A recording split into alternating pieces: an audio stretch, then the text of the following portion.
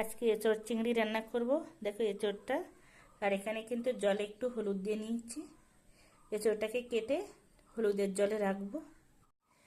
এঁচোড়টা দেখো কেটে নিয়েছি, আর এই বোটা কিন্তু এইভাবে কেটে ফেলে দিতে হবে।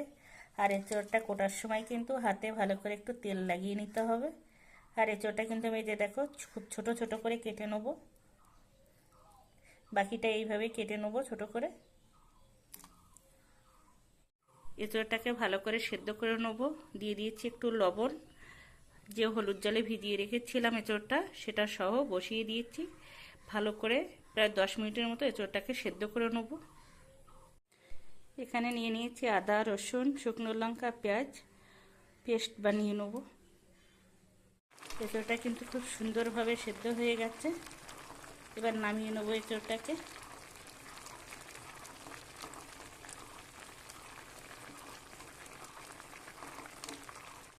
তেলটা গরম হয়ে গেছে, দিয়ে দিচ্ছি গোটা জিরে, চিংড়ি মাছ,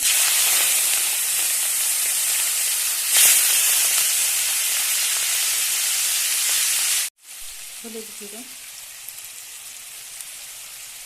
লবণ। চিংড়ি মাছগুলো হালকা লাল লাল ভাজা হয়ে গেছে। এবার দিয়ে দেবো পেঁয়াজ।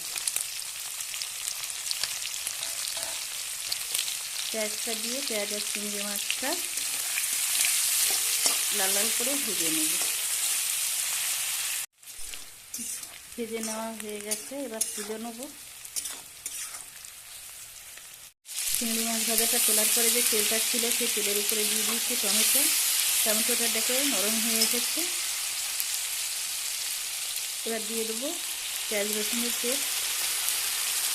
পেঁয়াজ রসুনের পেস্টটা দেওয়ার পরে অল্প করে জল দিয়ে দিয়েছি। জলটা দিয়ে কিছু সময় রান্না করে নেবো যাতে কাঁচা ঘ্রাণটা চলে যায়। বেশ কিছু সময় ধরে রান্নাটা করে নিতে হবে। বেশ কিছু সময় ধরে কিন্তু রান্নাটা করে নিয়েছি। এবার দিয়ে দেবো এঁচোড় সেদ্ধ করে রাখি।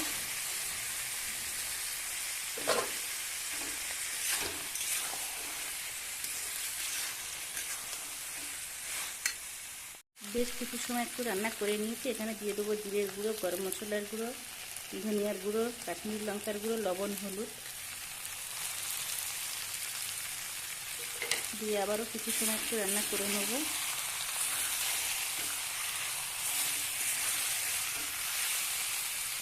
অল্প করে একটু জল দিয়ে দেবো। জলটা দিয়ে মশলার সাথে ভালো করে কষিয়ে নেব কিছুটা সময় নিয়ে।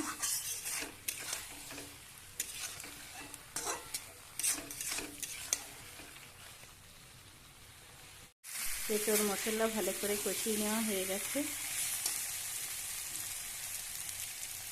এবার দিয়ে দেবো এখানে টমেটো, ধনিয়া পাতা আর দুটো কাঁচা লঙ্কা।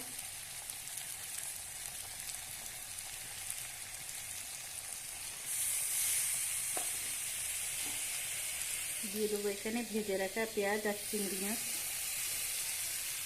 এবার দিয়ে দেবো জল। এঁচোড় চিংড়িটা আমি মাখা মাখা করেই রান্নাটা করে নেব। জলটা আমি অল্পই দিয়েছি। রান্নাটা করে নেওয়া হয়ে গেছে। এবার নামিয়ে নেব।